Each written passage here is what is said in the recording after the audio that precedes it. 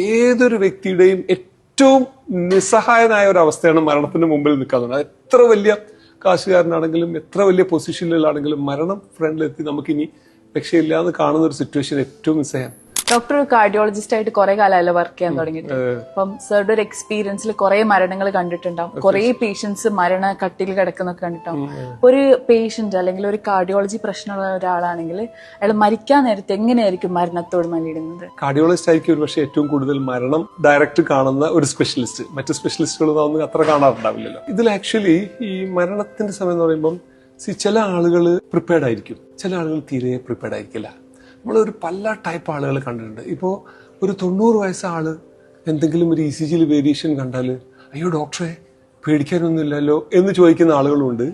അതേ സമയത്ത് ഒരു റീസണബിളി ഒരു 65-70 ഒക്കെ ആയി കഴിഞ്ഞാൽ ലൈഫിന്റെ റിയാലിറ്റി ഉൾക്കൊണ്ടുകൊണ്ട് നമ്മളിപ്പം എബോവ് ആവറേജ് ലൈഫ് എത്തി, ഇനിയിപ്പം നമുക്ക് എപ്പോഴും പ്രശ്നം ഉണ്ടാവാമല്ലോ, വരുന്നത് ഫേസ് ചെയ്യാം എന്ന രീതിയിൽ ധൈര്യത്തിൽ ഫേസ് ചെയ്യുന്ന ആളുകളുണ്ട്.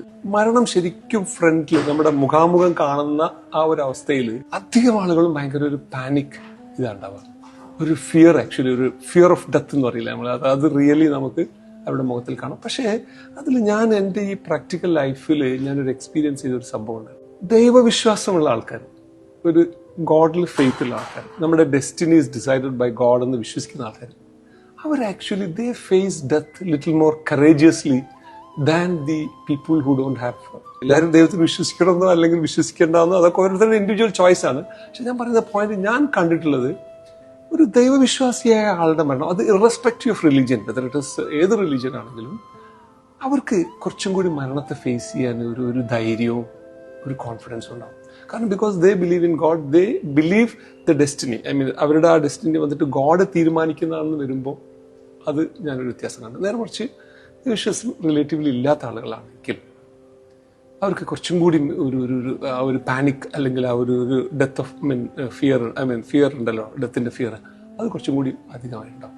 പിന്നെ അതേപോലെ ദൈവവിശ്വാസമുള്ള ആളുകളാണെങ്കിൽ അവസാനം ഇങ്ങനെ ഓരോ കാര്യങ്ങൾ ചൊല്ലിക്കൊണ്ട്, ഇപ്പോൾ മുസ്ലിം പേഷ്യൻസ് ആണെങ്കിൽ കലിമ ചൊല്ലുക, ഇങ്ങനത്തെ രീതിയിലൊക്കെ ഭയങ്കര കോൺസെൻട്രേറ്റ് ചെയ്തിട്ട് കുറച്ചും കൂടി.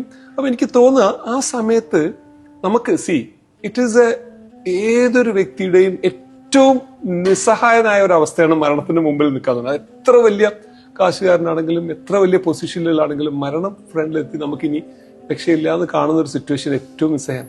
ആ സമയത്ത് ശരിക്കും അവിടെ ഒരു കരുത്ത്, ഒരു വിശ്വാസത്തിന് അല്ലെങ്കിൽ ഒരു ദൈവവിശ്വാസത്തിന് ഉണ്ട് എന്നാണ് ഞാൻ എൻ്റെ ഒരു പ്രാക്ടിക്കൽ എക്സ്പീരിയൻസ് മനസ്സിലാക്കിയത്.